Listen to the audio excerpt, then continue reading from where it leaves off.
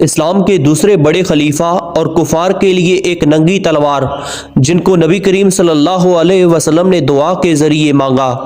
آپ کا اسم گرامی عمر، لقب فاروق اور کنیت ابو الحفص ہے۔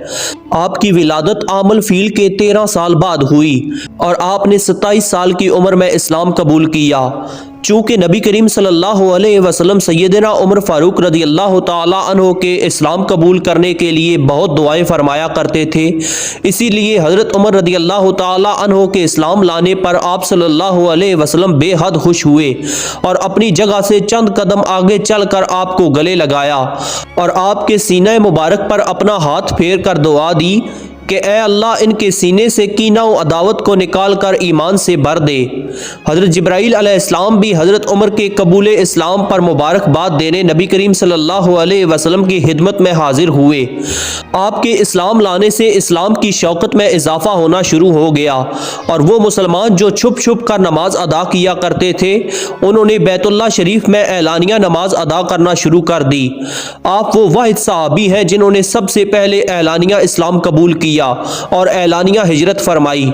ہجرت کے موقع پر طواف کعبہ کیا اور کفار کو للکار کر کہا کہ میں ہجرت کرنے لگا ہوں، یہ مت سوچنا کہ عمر چھپ کر بھاگ گیا ہے۔ جسے اپنے بچے یتیم اور بیوی بیوہ کرانی ہو وہ آ کر مجھے روک لے، مگر کسی کی ہمت نہ ہوئی کہ آپ کے مقابل آتا۔ ہجرت کے بعد حضرت عمر فاروق رضی اللہ تعالی عنہ تمام غزوات میں رسول اللہ صلی اللہ علیہ وسلم کی معیت میں رہے۔ غزوہ بدر میں اپنے حقیقی ماموں عاص بن ہشام کو اپنے ہاتھ سے قتل کیا۔ غزوہ احد میں انتشار کے باوجود اپنا مورچہ نہیں چھوڑا۔ غزوہ خندق میں خندق کے ایک طرف کی حفاظت آپ کے سپرد تھی۔ بعد میں بطور یادگار یہاں آپ کے نام کی ایک مسجد تعمیر کی گئی۔ غزوہ خیبر میں رات کے پہرے کے دوران ایک یہودی کو گرفتار کیا اور نبی کریم صلی اللہ علیہ وسلم کی خدمت میں لے آئے۔ اس سے حاصل شدہ معلومات ہی فتح خیبر کا بہترین ذریعہ ثابت ہوئی۔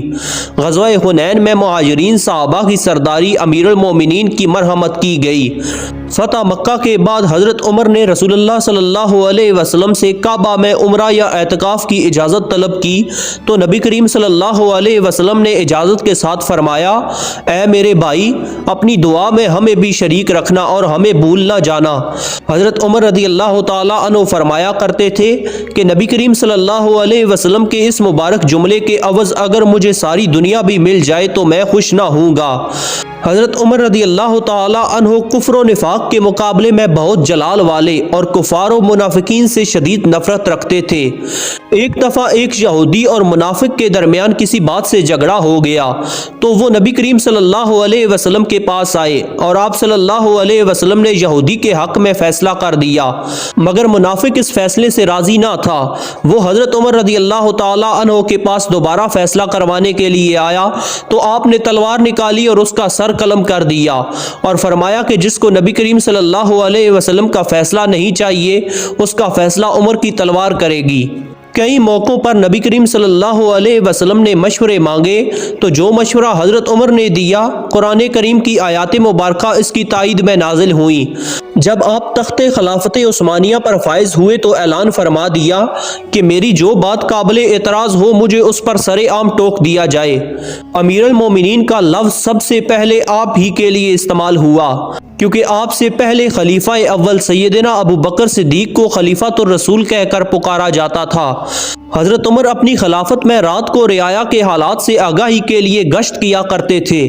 اپنے دور خلافت میں اپنے بیٹے عبداللہ بن عمر کا وظیفہ 3000 مقرر کیا، جبکہ حضرت سیدنا حسن و حسین رضی اللہ تعالی عنہ کا وظیفہ 5,000 اور حضرت سیدنا اسامہ بن زید کا 4,000 وظیفہ مقرر کیا۔ آپ نے اپنے حکام کو باریک کپڑا پہننے، چھنے ہوئے آٹے کی روٹی کھانے اور دروازے پر دربان رکھنے سے سختی سے منع فرما رکھا تھا۔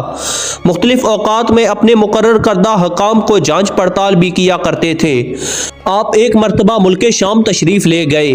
اس وقت حاکم شام سیدنا امیر معاویہ رضی اللہ اللہ تعالی عنہ تھے جنہوں نے عمدہ لباس پہنا ہوا تھا اور دروازے پر دربان بھی مقرر کیا ہوا تھا۔ حضرت عمر رضی اللہ تعالی عنہ نے حضرت امیر معاویہ سے اس کا سبب پوچھا تو انہوں نے فرمایا کہ چونکہ یہ سرحدی علاقہ ہے اور یہاں دشمن کے جاسوس بہت ہوتے ہیں، اسی لیے میں نے ایسا کیا تاکہ دشمنوں پر رعب و دبدبا رہے، جس پر حضرت عمر رضی اللہ تعالی عنہ خاموش ہو گئے۔ اپنے دور خلافت میں مصر، ایران، روم اور شام جیسے بڑے بڑے ملک فتح کیے۔ آپ نے 1036 شہر ان کے مضافات کے علاقوں کے ساتھ فتح کیے۔ فتح ہونے والی جگہ پر فوراً مسجد تعمیر کی جاتی۔ آپ کے زمانے میں 4000 مساجد عام نمازوں اور 900 مساجد نماز جمعہ کے لیے بنی۔ قبلہ اول بیت المقدس بھی دور فاروقی میں بغیر لڑائی کے فتح ہوا۔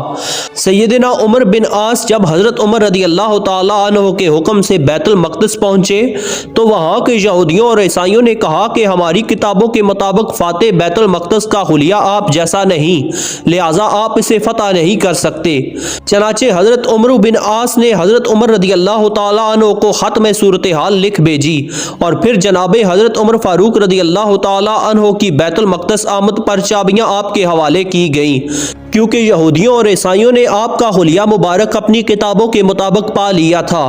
قرآنی وعدے اور خوشخبریاں آپ ہی کے دور خلافت میں پوری ہوئیں۔ حضرت عمر رضی اللہ تعالی عنہ کا دور خلافت 22 لاکھ مربع میل کے وسیع رقبہ پر محیط تھا۔ پولیس کا محکمہ بھی سب سے پہلے آپ ہی نے قائم فرمایا۔ آپ نے کئی علاقوں میں قرآن مجید کی تعلیمات کے لیے صحابہ کرام کو بھیجا۔ حضرت عمر رضی اللہ تعالی عنہ کی حیات مبارکہ پر اگر تفصیلاً تحریر کیا جائے تو کئی کتب کی ضرورت ہے۔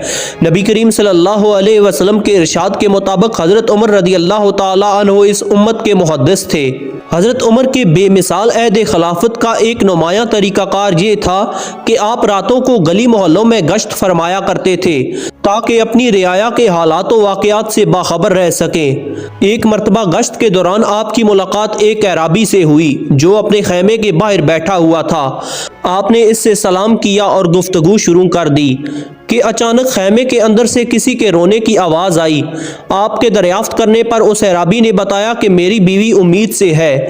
یہ سنتے ہی حضرت عمر رضی اللہ تعالی عنہ اپنے گھر پہنچے اور اپنی اہلیہ کو لے کر اس اعرابی کے پاس تشریف لے گئے اور اس سے اجازت لے کر اہلیہ کو خیمے میں بھیج دیا اور خود اعرابی سے بات چیت کرنے لگے، یہاں تک کہ اچانک خیمے سے اہلیہ نے پکار کر کہا کہ امیر المومنین اپنے دوست کو لڑکے کی ولادت کی خوشخبری دیں۔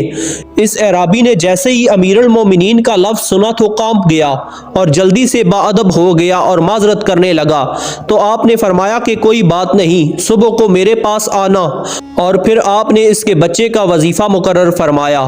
الغرض آپ کا دور خلافت بہت مبارک اور اشاعت اسلام کا باعث رہا۔ 27 ذی الحج ایک ایرانی مجوسی نے نماز فجر کی ادائیگی کے دوران حضرت عمر رضی اللہ تعالی عنہ کو خنجر مار کر شدید زخمی کر دیا اور یکم محرم الحرام کو اسلامی خلافت کا تاجدار 63 سال کی عمر میں شہادت جیسے عظیم مرتبے پر فائز ہوا۔ آپ کی نماز جنازہ سیدنا صہیب رومی رضی اللہ تعالی عنہ نے پڑھائی۔